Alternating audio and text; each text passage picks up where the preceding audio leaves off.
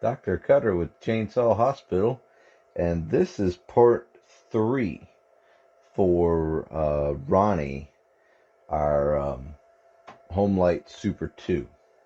And so I've got some parts in. If you weren't following along, or if this is your first video, be sure to check out part 1 and part 2. I'll put a link to the playlist up there so you can follow along, because this might not really make much sense if you don't know the background. So, got some donor parts in. Got some new stuff in, some replacement stuff. But anyways, what we're going to be covering in this video is we're going to be installing the clutch and the clutch drum, and also redoing the oil lines for the oiling system in the oil tank. And what else? Oh, air filter. We're going to be putting the air filter in, which that won't take much anyway. So we might even, if we have time, we might slide this thing back in the case and see if we can get it to pop. Maybe we'll put some fuel in there. Don't know yet. We'll see how long it takes to get all this stuff back together, and then we'll go from there. So, all right, so let's get in here. Let's get in here a little bit closer so you guys can see what I'm doing, and let's get started. We've got Ronnie here on our surgical mat. Still not quite 100%, but what we're going to do is get this clutch reinstalled. You can see the damage and the carnage here of these abrasions. Okay, so we do have our clutch here, and nothing went down below it or anything like that. So we're going to put this outside out. And remember, these are lefty tighty. So I'll spin it on there like that. Okay, so I've got a clutch removal / installation tool here, and if you're interested in one of these, actually let me know. If you don't have one already, this one is set up exactly for the right size for these clutches. You can see it fits right on there, so you can install and remove all with one tool. There's other manufacturers, but what I'm going to do is just hold this flywheel over here, and I'm just going to rattle it on real quick, just to kind of make sure it's set on there really good. You can't spin it off by hand now. That's what the goal was. I didn't go crazy on it or anything. All right, got our clutch drum here. I went ahead and greased this bearing up really well, and that'll get it on there really nice, and that fits on there perfectly. Got our washer here. Go ahead and install that, and now we've got our removable snap ring, and slide that on. We should not have to expand it if we can just slide it right on there, just like they intended to with those other snap rings from the factory. That's perfect. It fits on there. Absolutely wonderful. Okay, so all that's ready to go. That was easy. Well, that's on there. And let's see, now over here, what else do we want to do today? Oh, yeah, we want to change these oil lines out. So we want to note how the oil lines are, if they are correct from the factory, and these are actually correct from the factory, which is good. So we've got, just pull that line off there. You can see how spongy it is. It's just, these have just given up over time. Oh, and they're twisting in the tank too, super easy. So let's just, yeah, look at that. They're just shot. See how that collapsed? So this is a little bit tricky here, getting this out of here without having that carburetor off, but I think we can do it. Just gotta fish and pull and twist, and it'll eventually pop right out of there. Alright, so let's get this out of the way for now. And I'm sure down inside of here we have a few, or a tank. And so most of the time you'll have, see how that's collapse there around the hose, so we'll put new hose in there. But we should have a device in here that limits how much crankcase pressure gets back into the tank through this hose, because what this does is this pressurizes the tank, and then it doesn't actually pump the oil out. It just uses crankcase pressure to pressurize this tank, and then this hose in here gets this is just a homemade hook that I made for getting these hoses and stuff out like that. Doesn't that work nice? I think this was a piece of you can do it with a coat hanger. This was like sealing wire or something like that. Whatever. Here's the filter. That looks good, but this again, this hose is just shot. So we're gonna put new hoses in there.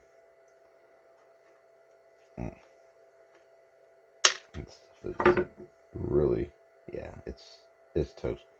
Okay, well that's fine. And there should be a device. There it is. Figured it'd be floating around down in there somewhere. But this used to have a duckbill valve on here, and it also is really small, so it limits how much pressure gets out of the crankcase and into that tank, or how much flow, I should say. Maybe not pressure. Get that old duckbill off of there. There's not much left of that. I'm gonna run a drill down through here, not any bigger than it is, but what I'm gonna do is try to clean this hole up, get in there a little bit better. So I've got a set of these really small drills here, and what you do is you just, you buy this kit, and you can see all of them down in here, different sizes. Pull down on this little tab and it slides open, and you've got this selector up here. And I'm taking a guess. I don't know what size this is, so we'll start with a 70, okay? Let's see what we got here. See if we can get through there with this. Now I've got this little hand drill holder. Oh, yep, see it all? There's a big plug of stuff just came out of there. What's on my finger right there? So that fit in there very nicely, and now you can see all the way through it. So that was a little small, so I'm just going to put the 70 back in there, and then move up to 60, just for your reference.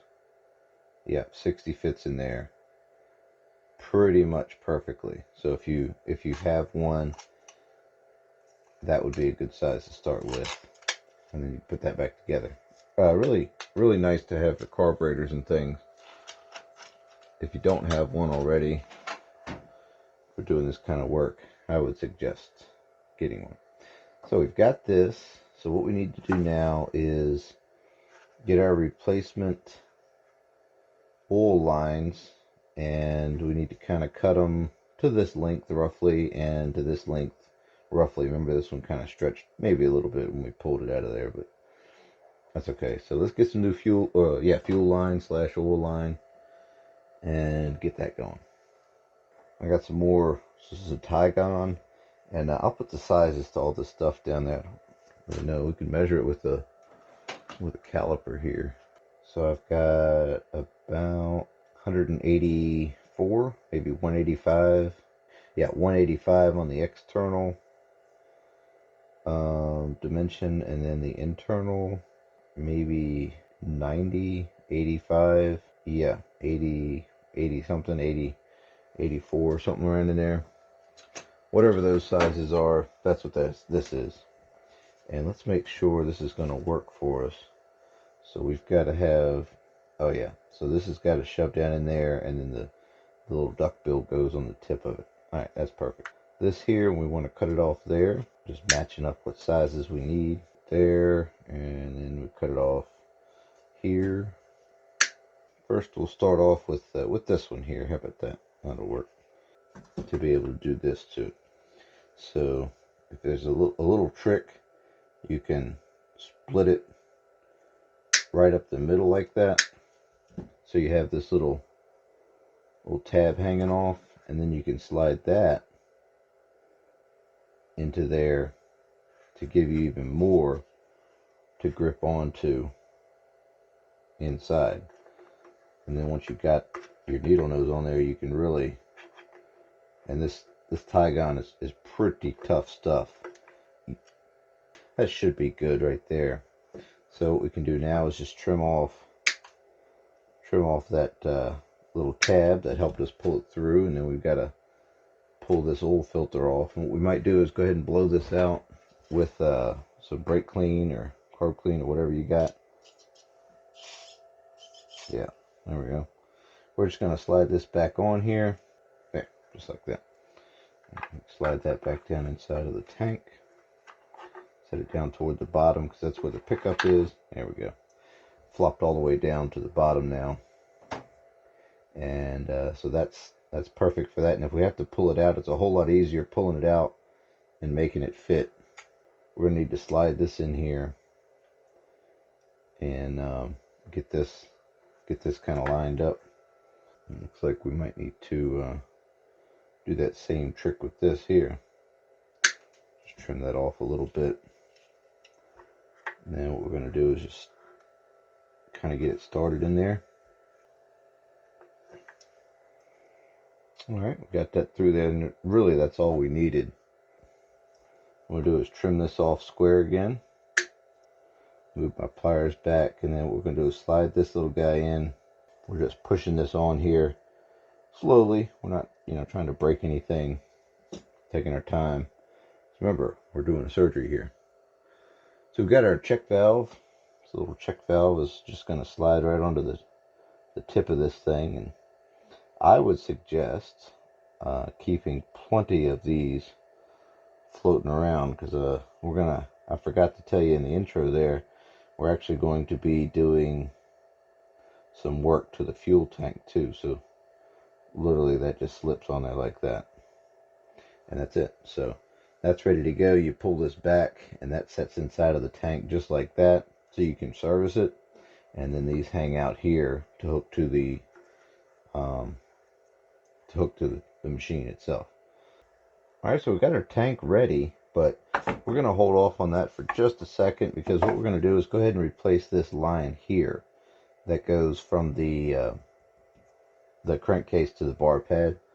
And so you'll need just some needle nose here. And this one is okay. It's still in one piece, but the time it takes now to go ahead and change it than what it would take later is, there we go, is no time at all. So we're just going to pop this off just like that. Just going to cut it right there. So slide this onto that barb fitting, or attempt to slide it onto that barb fitting. It's a little trick you can use if you need to stretch one of your hose ends out, or both of your hose ends out. Stick them in your needle nose and kind of give them a little bit of a turn it 90 degrees. Stretch it out again. This stuff shrinks back pretty quick, so you got to kind of work with it pretty quickly there. But there, once you get it stretched out, you can see it slid right on there. And then this stuff will collapse pretty quick. That's why I didn't go all the way up in there with it. Now I've got that nice and tight part right there on that barb. So yeah, once you get it started, it usually goes on there pretty easily after that. This is all that same line size that I called out earlier. Reach down in there and get on our oil line. Pull that back just a little bit. And then this guy here, we're going to need to pull this back some. We've got our left and right ventricle hooked up. And yeah, actually, so that's it. That is all back together. Man, that's nice. Okay, cool. So got that hooked up. I was just doing a quick mental sanity check kind of thing. Make sure all this was kind of, yeah, that takes pressure from the crankcase, puts it into the tank. This goes out through the little pump regulator thing, and then right out of here to the bar pad. And what I'm talking about, bar pad, is right here where the bar mounts, and this hole right here. So that's where the oil is actually going to come out to feed the chain, you know, the bar and the chain as it loops, as it rotates around after the clutch here spins after the engine engages it. So there we go. Got all that back together. Next thing, we're going to put this this air filter. They call it a retainer on here. Now, some people think it goes on the outside, but it actually does not. If you look at the IPL, it sits inside of there, and that keeps the filter from getting pushed up against the choke little butterfly there. So there's that, and we've got our air filter. Go ahead and put that in place too. I really don't like leaving the air filters open on this stuff, or mufflers for that matter, because I mean, I am in a shop. This is a super clean environment, but it's still a shop. So, and there's bugs floating around. But you can see here, we'll do the last thing. Actually, I forgot about this when I was saying those things earlier. Somebody had taken the screw here. We had covered that in another video, and they plugged off the vent. That was unfortunate because they must not have had an extra duckbill valve. Kind of frustrating because that's where you would change it. So what I'm going to do is just I'm just going to pop another hole. I don't know where. Let's say back here. This looks nice. All the way up here, but all the way in the back. So we're going to put another hole in right there. Is a hand drill. A 27. And a 27, I believe, is a 140, 145, 147 thousandths. Okay, so 147. So here's our duckbill valve we're going to be using. So it's got a little flange on there to keep it from going in there anymore. But these are about 150. So I wanted it to be a little tight because, you know, when you're hand drilling something, it's gonna wobble a little bit on you. But anyway, so what we're gonna do is we're gonna come in here about right here, and it's just plastic, so we're not gonna go crazy with it. But we've got a new hole in there. We've got a new duckbill valve here. And if you're having trouble pushing it in, I found a little bit of bar oil actually helps get them going in there pretty easy, or grease. Got just a little dab of grease here. There we go. It started. So all I'm going to use now is this little screwdriver just to kind of feed it in there. So that lip had gotten hung up on that side, and that's why I wanted that drill to be a little undersized, so it kind of put a little tension on that rubber. So that's what that is. That's the duckbill valve that allows air to come into the tank while you're using fuel out of it into the carburetor and then into the engine. This allows air to make up that difference from where the fuel level drops. So very important. And yeah, so now that we have that in there, so this little guy here is actually ready to go back into the case. Got our case right here. Go ahead and start sliding this thing in here. Let's see. Not super tricky, just a little finicky. There we go. Try to get that fuel line in the right place. And the other tricky part is this spark plug wire. So we're just going to get our little wire linkage, and we're going to just put it into the hole right there. Just like that. Perfect. And then the engine just goes into, what happened back here is this wire got kind of pushed above where I wanted it. It needs to be down in this little groove right here like that. Then we're making sure this fuel line here isn't getting pinched. This wire here is out of the way. This is going to plug into the stop switch, and then that's it. So just reach in here and grab the spark plug wire, get that out of the way. That'll help the engine seat the rest of the way. And then we're looking up here to make sure everything is properly seated, and that's it. There we go. It's super nice, super easy. They can be a little challenging if you don't you don't understand. Just making sure both of them work. That's the beauty of the Super 2. You can use it like a top handle like this, or a regular saw by dogging it in and having your hand back here so you have some leverage. Kind of a neat design. I really like these saws like this. So there we go. Got that in. We've got our side cover here. I've got these screws already kind of installed and started.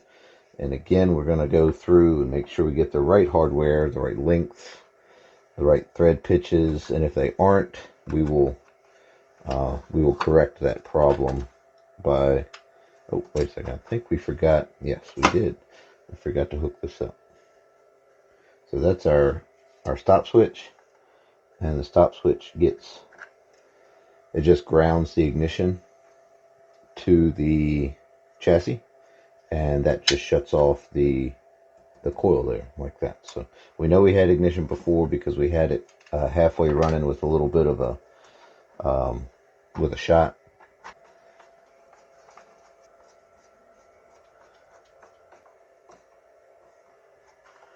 Okay, just checking fit and function one more time.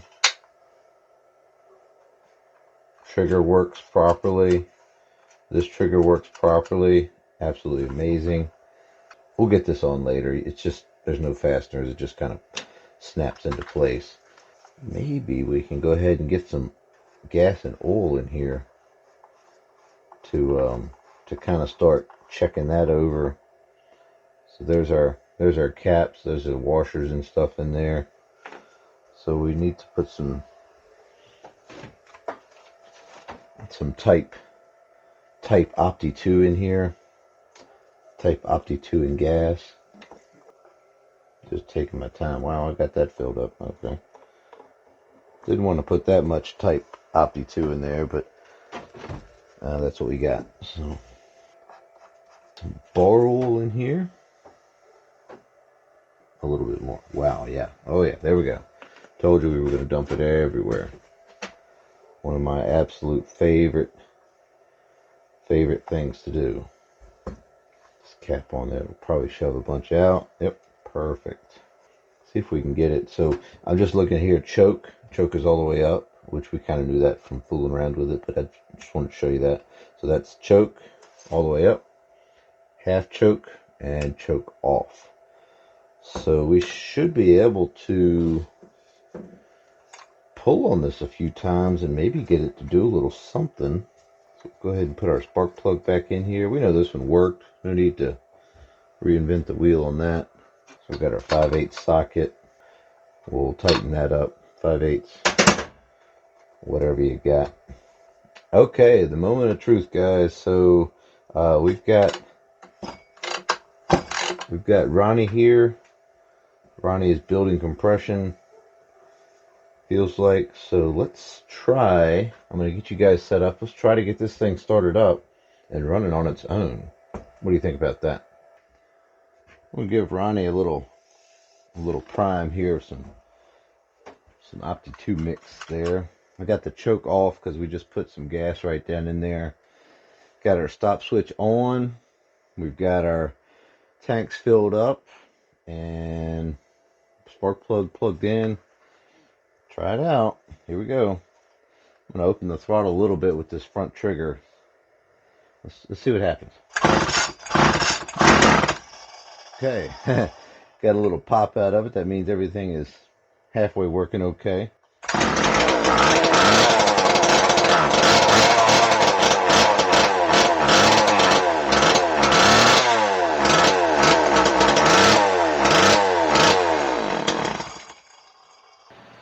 Ronnie seemed to be running very well, nice and idling, fair, okay, revving up nicely.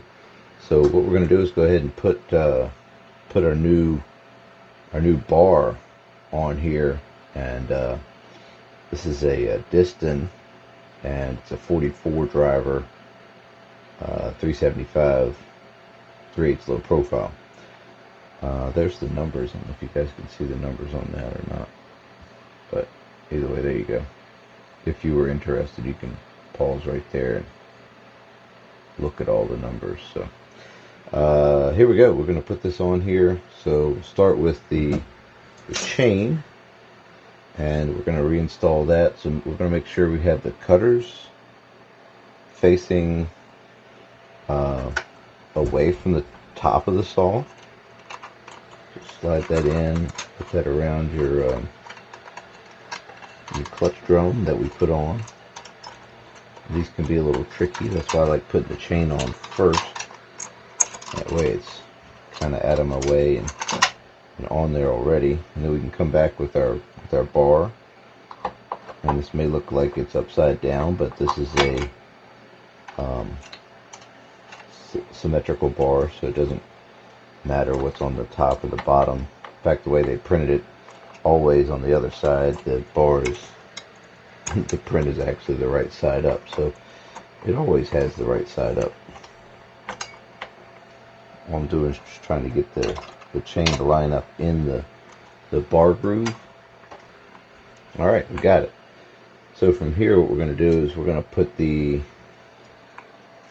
this plate back on, and I've got a lock washer here that goes with it for a little retention of the nut. This is a 7/16 nut. We're just going to thread that on. You might have maybe a lock nut on yours. Not sure if this is all OEM or not, but it works. It's enough to hold the bar and chain on there. We'll run that up by hand. We're not going to tighten anything down crazy tight yet, because we're going to actually have to tension it properly. So we're just going to tighten that up just a little bit so it doesn't flop off of there. But anyway, so what we're going to do is set it down like this, okay, and then hold up on your bar tip a little bit, and what you'll do is you'll tension it like this by holding up on the bar tip, and you'll righty-tighty until the tie straps barely just snap back to the bar, and that's what I did. I tightened it up with the bar tip up, and I did that when it was on its side too, but it's a lot easier if it's laying down like this for you. So just hold up on it, and that's good to go. Doesn't need to be crazy tight, that's for sure. So what we're going to do, we got a 7/16 on a breaker bar, but you can use a wrench or ratchet and a 7/16 if you like, but we're just holding up on the bar tip. I've got this off the ground, and then I'm just tightening this up and not going, crazy tight with it. So once it is kind of tensioned up, I like to use a screwdriver, because if your hand slips, this stuff is really sharp, and you can rotate that chain around and make sure you don't have any mechanical binding or anything weird going on.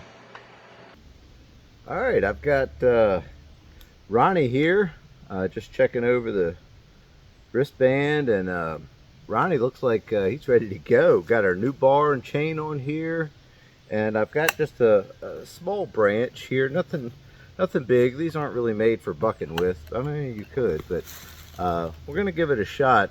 Did a little bit of tuning, so hopefully everything should be good to go. So either way, let's get Ronnie going. I've already warmed Ronnie up, so we're ready to go with that. So hopefully it'll just be a quick pull on the starter rope here, turn the switch on right here, and pull that there.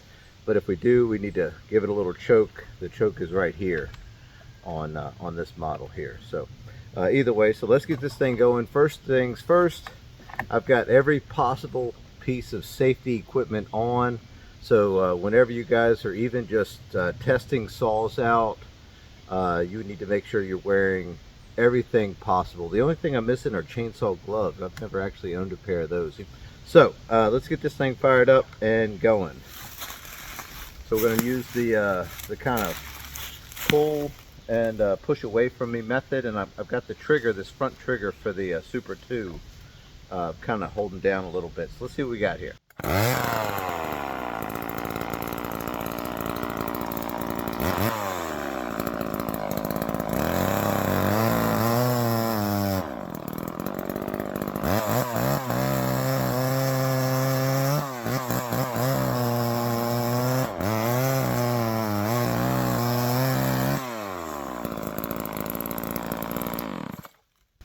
Okay, right away, I'm not too worried about the saw stalling or it being jumpy. This is a brand new chain, and I'm really not sure where it's set at. You know, as far as the raker depth, I didn't even check that. But it's cutting. You know, it's doing good. It's pretty much what it's designed for. So let's take a few more cuts in here and see what we got. This is the first time I've ever had it in the wood, so not bad.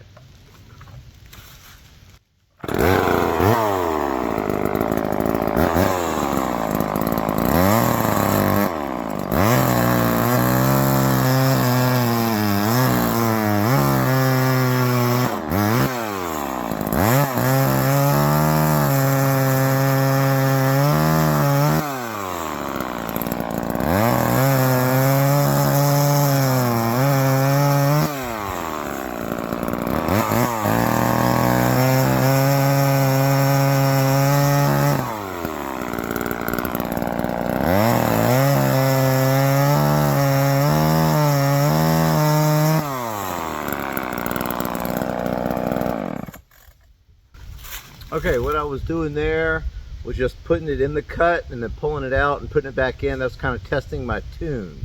And I was making sure I had it rich enough to where it four-stroked out of the cut, and then it cleaned right up as soon as I went back in the cut. If you need some explanation on how to tune a carburetor, I've got an awesome video right here that'll explain everything. You can listen to it and I will show you every adjustment on the carburetor and every screw. So I am ecstatic how Ronnie turned out. This is a really nice saw. If you've never ran a Super 2, I really think you'll like them if you can pick one up. Usually they're fairly affordable, but they all need something. There's a lot going on in this little package here, and they are super handy, super nice, easy to fit in your four-wheeler, you know, or whatever. The oiler looks like it's working great. Got a little bit dribbling out there, which is totally fine. I'm happy with that. These actually pressurize the tank, and then the tank suction tube kind of just pumps it out onto the bar pad, so they all just leak a little bit as the saw sets after it kind of depressurizes. You can crack the cap, sometimes eliminate some of that. So either way, guys, absolutely amazing project, and I'm really thankful that the fellow that let us work on his stuff let us. So either way, you know who you are. Thank you so much. Either way, that's enough from me, and this little saw is ready to go back to his owner. And Ronnie, I'm going to give you the all clear. We're going to discharge him from the hospital and send him home. So either way, remember, keep your chain sharp and stay safe.